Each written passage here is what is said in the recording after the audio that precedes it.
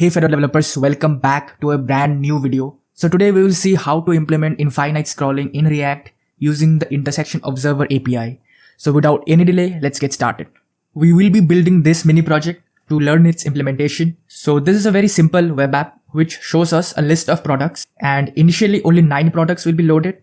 And as we scroll down, another set of 9 products gets loaded, and this will keep on happening until all the products are finished loading. So we have achieved this using infinite scrolling, and under the hood, it is using the intersection observer API to implement this behavior. So now let's get into the code and see how we can actually implement it. Okay, so since we will be using React, I have initialized a React application using create React app, and also to save time, I've created some components like the product card, the spinner, so that we mainly focus on implementing the infinite scrolling feature using the intersection observer API. Also, I'm running the application on localhost 3002, which is this. And here, as you can see, it's an empty application.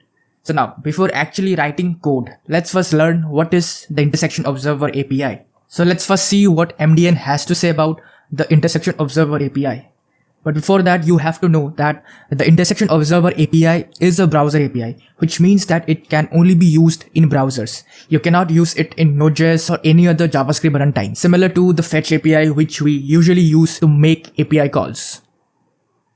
So now, what does it actually do? So if we go by the MDN definition, it says that the intersection observer API provides a way to asynchronously observe changes in the intersection of a target element with an ancestor element or with a top level documents viewport. So this seems a bit complex, so let's understand this using our example itself. So in our example, this visible viewport is our parent element or the root element. And if I scroll down, you can see that we have a spinner, right?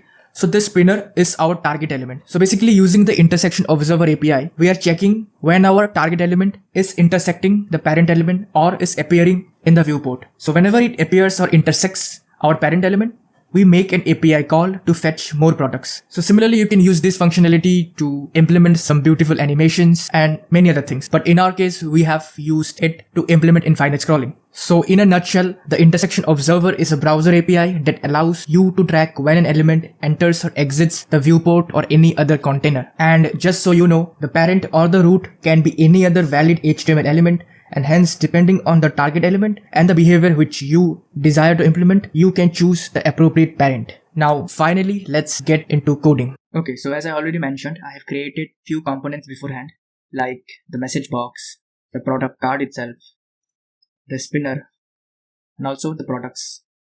So if you see on our app.js file, I'm importing products component. So now let's go into the products, and this is where we will actually write all our business logic, like fetching our API, using the intersection observer API. We will do all of this here on the products component. So to get our products, we will be using this dummyjson.com API. And if you go into this URL, you will see that there is a documentation. So if I scroll down, our point of interest is this one, limit and skip products, because this is what will enable us to implement pagination on our web app. So I will just copy it and paste it here for reference, right? So now I'm going to create a function called, let's say, fetch products, and this will be an async function. Also, let's close the sidebar.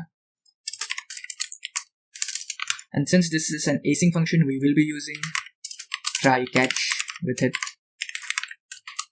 Also, I will be using the finally.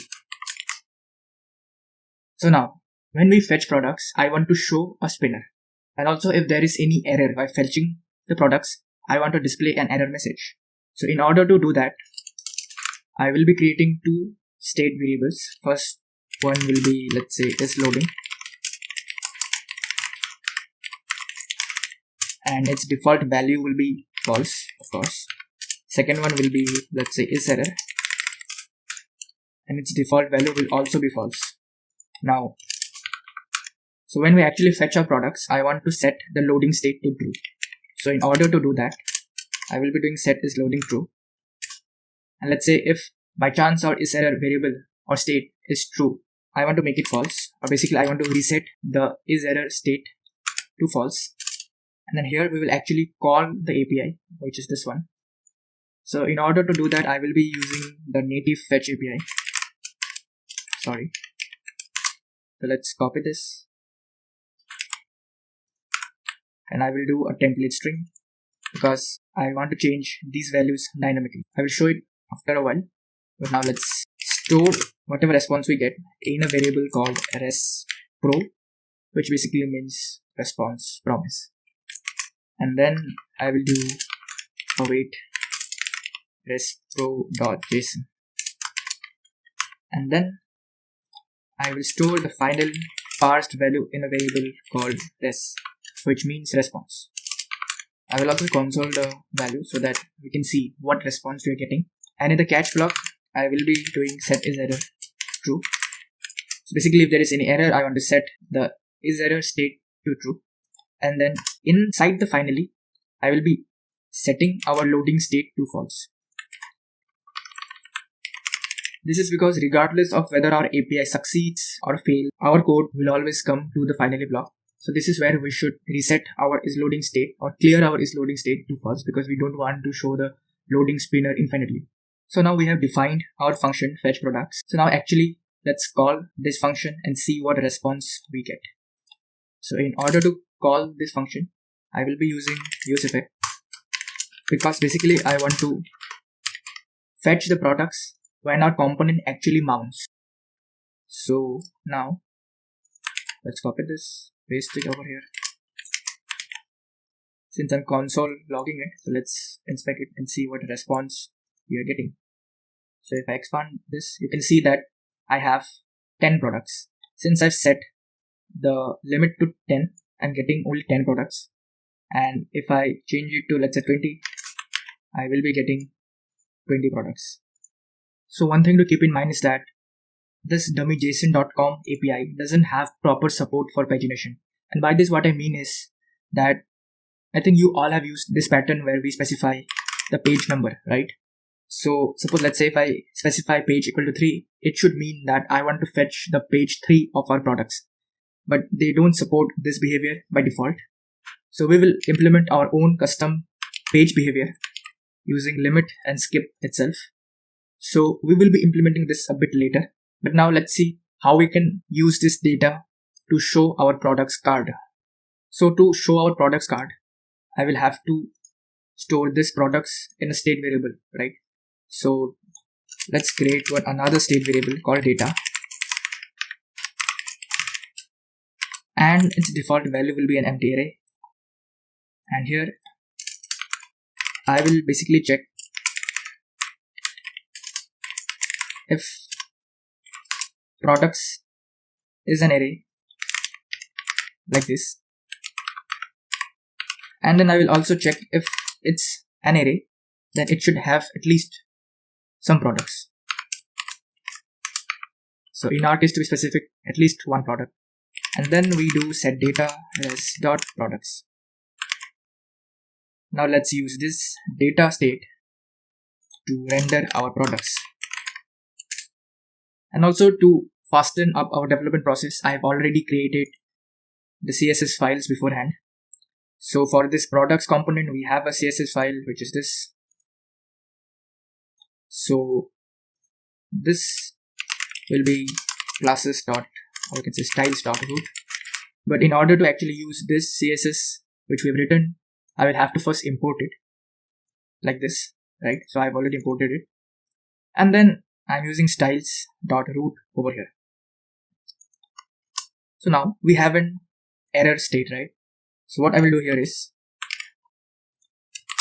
if we have an error, I will render sh box component, which is this one.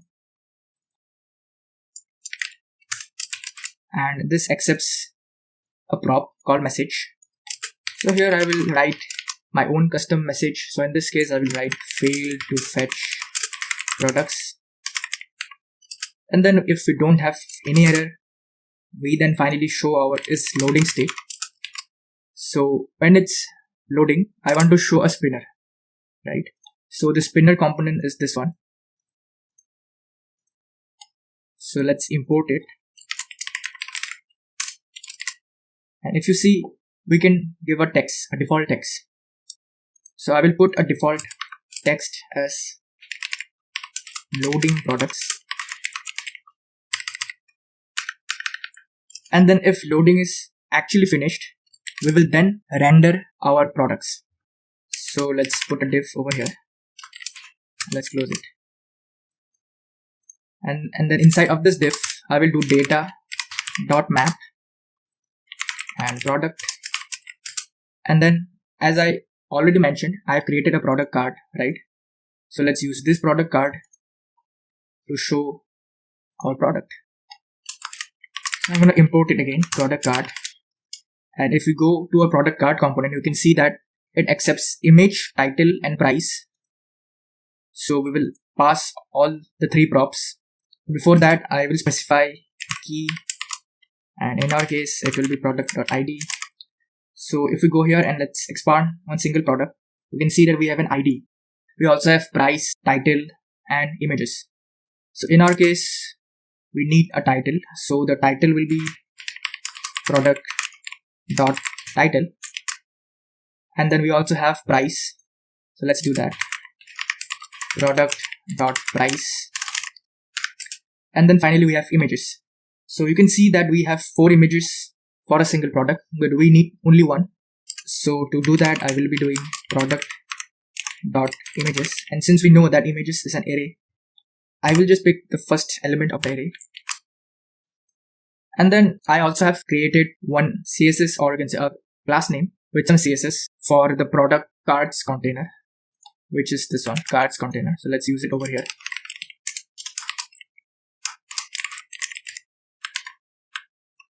And with this, now if I save, I should be able to see our products.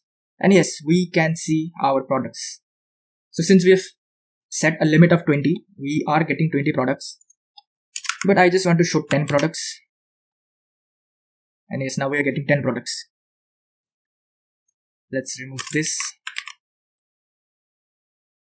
Okay, so now we have our basic layout set up. So now let's integrate infinite scrolling using intersection observer. Okay, so now let's add the spinner component where we will actually attach our target that we get from the intersection observer. So by the spinner component, what I mean is this spinner that you just saw, right? So since we want this to appear at the bottom, I will be adding it over here. So let's use the same spinner component that we created, right?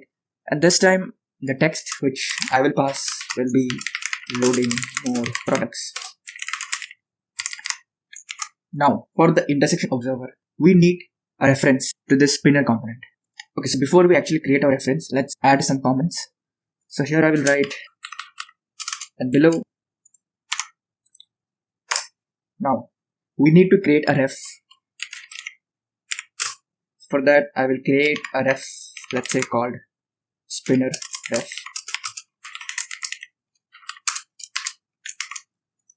And then I'm going to pass this ref to the spinner. But just for the sake of simplicity, I'll wrap the spinner component inside of a div.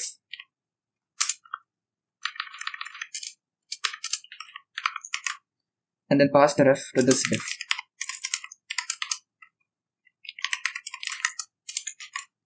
The reason why I did this is because if you go to spinner component, it doesn't accept any ref prop, right? We would have to create it. So just for keeping things simple, I'm just wrapping this spinner component by a div, and we're passing the ref to this div itself. Now if I save the page, you can come here and you can see that at the bottom we have our spinner component. But for some reason this is coming slightly to the left. So I think the reason is that we have to put this outside of the cards container, not inside. So let's cut and paste it over here. Okay, so now we have our spinner at the desired position. So now let's instantiate the intersection observer, and we will do it inside of a use effect. The reason which I will share in a while. So let's do use effect and then an empty array. Now it's an empty array, but I will definitely pass some dependencies. So we'll do that.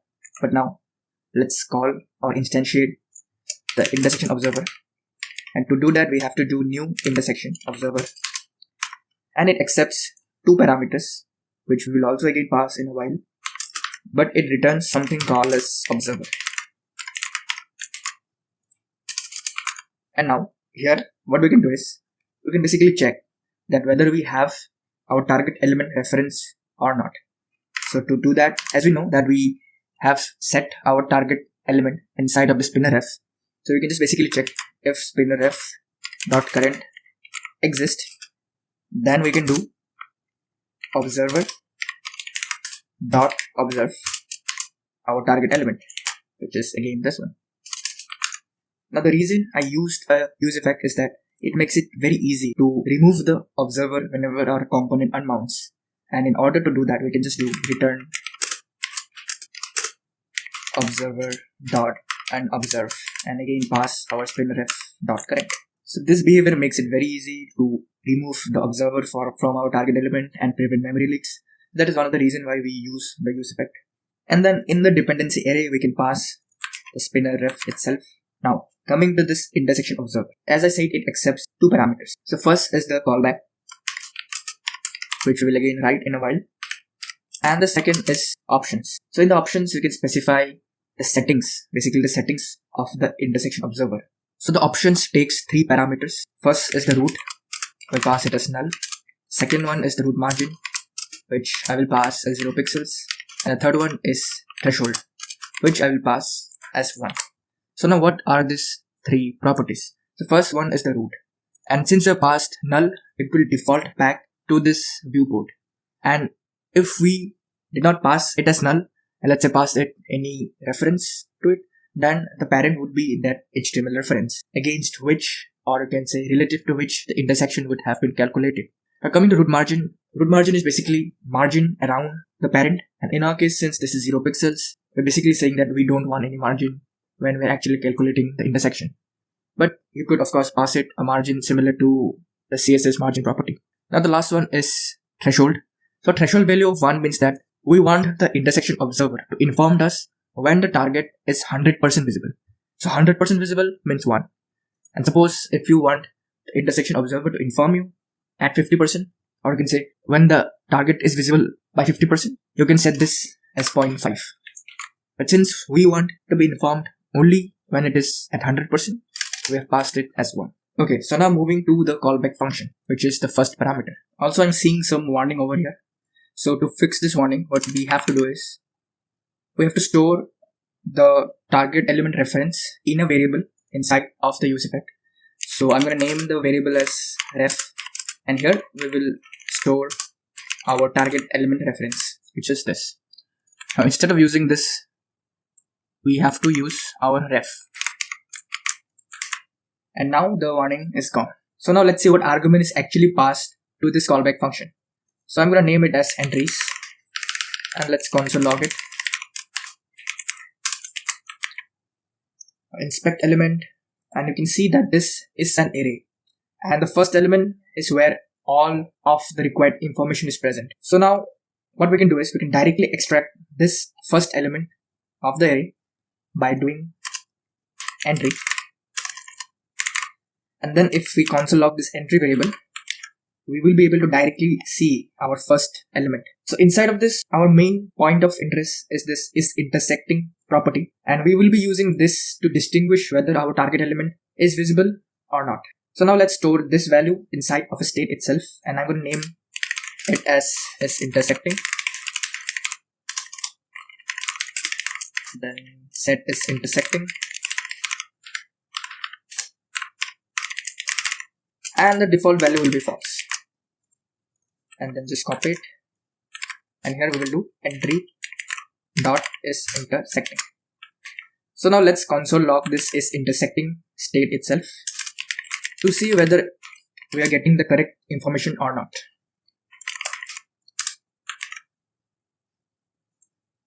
Refresh the page.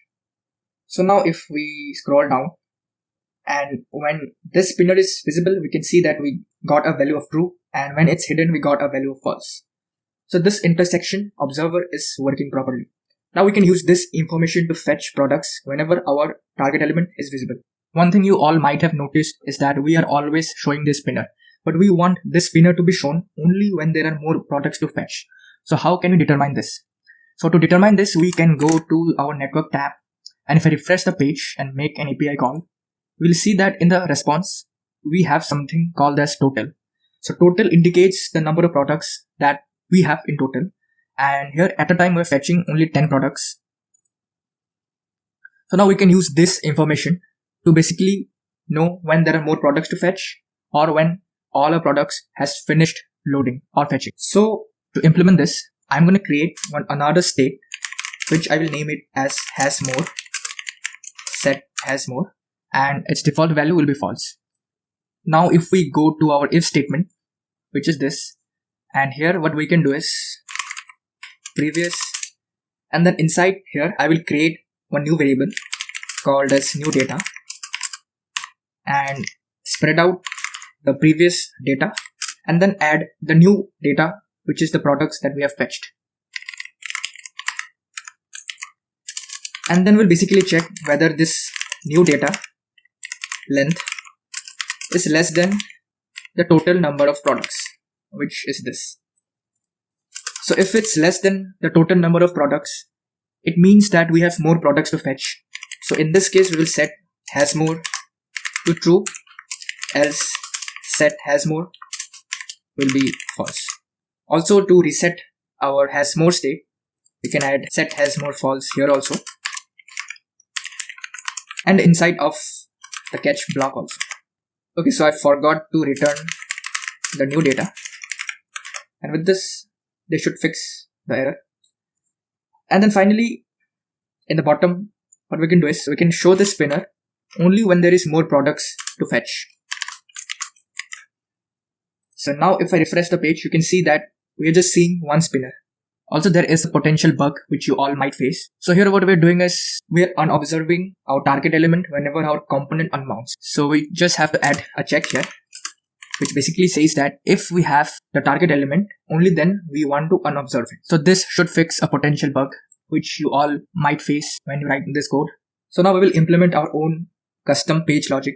So here in this API, I will store the limit value inside of a variable, and I will name the variable as limit itself, and then use it over here. Now I will create one reference to store our page number. So let's name it as page ref, use ref, and its default page value will be 1. And now we will use this page ref inside here to create our own custom page logic. Also, I want the page number to be passed as an argument to this fetch products function. So let's create a parameter called page, and its default value should be page ref dot current, which means that if we do not pass any page number to this fetch products function, it will take the page value from here. So now let's use this page over here. Okay, so before that, what does skip equal to 10 means? It means that we want to skip the first 10 products and then fetch another set of 10 products. So let's write some logic here. I will write page minus 1 into limit. So now what does this means? So if we visualize it, so let's say when we're initially fetching our products, then the page number is 1. So 1 minus 1 will be 0, and then 0 into limit will be again 0. So basically we are skipping 0 products because we want the first set of 10 products. Now let's take the example of page 2. So when we pass page as 2, what will happen is 2 minus 1 will be 1, and then 1 into 10 will be 10. So we will be then skipping the first 10 products. So similarly for page 3, we will be skipping the first 20 products and so on. So with this, we have implemented our own custom page logic, and now we can use this page number to fetch whichever page we want to fetch. So now if we go to this use effect where we are initially fetching our products, I will pass 1 as the page value, or even if we don't pass, it will default back to 1 only. So it totally depends on you that you want to explicitly pass the page number or not when we are initially fetching our products. So this page number will be handy when we actually fetch more products. So now let's write down the logic for the same. And if we go down, we also know that is intersecting indicates when our target element is visible. So we can use this to actually fetch more products when it is visible. So to do that, we have to write a use effect, and here pass is intersecting as a dependency, and inside of this use effect we have to do if is intersecting, which basically means that if it is visible, then fetch more products. But now here we have to pass the page number of the next page. So in order to get the next page number, we have to add 1 to the current page, which we can do this in this way, +1. And then we also have to update the current page number to the next one, which we can again do by this way. So now let's check whether this is actually working or not. So if I scroll down, you can see that our spinner is visible, but this did not trigger any API call to fetch more products, which means that there is an issue. The issue is that this use effect to create an observer instance ran even before our spinner ref got attached to this div, because of which this became null and we were not able to attach any listener to our target element. So to solve this issue, what we can do is we can create one state. Let's name it as is spinner ref visible.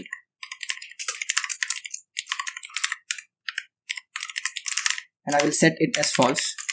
And then below, what we can do is instead of assigning the ref this way, we can create a callback, and this will get the reference itself. Let's name it as EL. And then we'll attach this reference to our spinner ref this way, spinner ref dot current equal to EL. And after this, we will flip the state that we just created. So let's take the previous value and flip the state like this. So the reason we're flipping the state is to trigger a change. And now let's pass this inside the dependency array. And since we are flipping the state here, so whenever our reference gets attached, this flipping of state will trigger the use effect to run again, since we're passing is spinner ref visible state as a dependency, because of which we will have our reference and everything will work as expected. So now let's save this, and now if I scroll down, please focus on this network tab. As you can see, as the spinner got visible, we fetch page 2 of our products. So if you give a closer look, you can see that we're skipping the first 10 products and then fetching the next 10 products, which technically means that we're fetching page 2. And again, if I scroll down, this time we're skipping 20 products and then again fetching the next set of 10 products, which means that this is page 3. So this way, if we keep on scrolling down, it will keep on fetching more products. But I think you have noticed a problem, right? And the problem is that we are seeing two spinners over here. So the first spinner is due to this. So this spinner should technically be shown only when the products are fetched for the first time or when we make the first API call. And the second spinner is this one itself. So now we somehow have to hide this spinner when we are fetching more products. So to do that, what we can do is, if we go to our fetch products function, here we can add another parameter, let's say called is fetching first time. And since we are setting the set is loading state to true over here, what we can do is we want to set this is loading state to true only when we are fetching it for the first time. So what I can do is fetching first time and this. Similarly, we have to do this in the finally block also. And then in this use effect, where we are actually fetching the initial set of products, we can pass is fetching first time here. So as we know, the first param is the page number. So we can pass it as 1. And here we can pass it as true. So now if I save and refresh, you can see that we are seeing only one spinner, right? Okay, let's close this. And with this, you can see that our infinite scrolling is working perfectly. Also, to make it more robust, what we can do is, here where we are fetching more products, we can also add that if as more is true, and if our target element is visible, only then fetch more products. We also have to pass this here in the dependency array. And now if we again check, this is working as expected. So with this, we have come to the end of our video, and make sure to subscribe if you haven't. And if you have learned something new, gained some knowledge, do like and comment on the video. This gives me motivation to create more such videos for you all guys. Okay then, see you until the next video. Stay safe. Keep coding. Bye bye. Keep coding. Bye bye.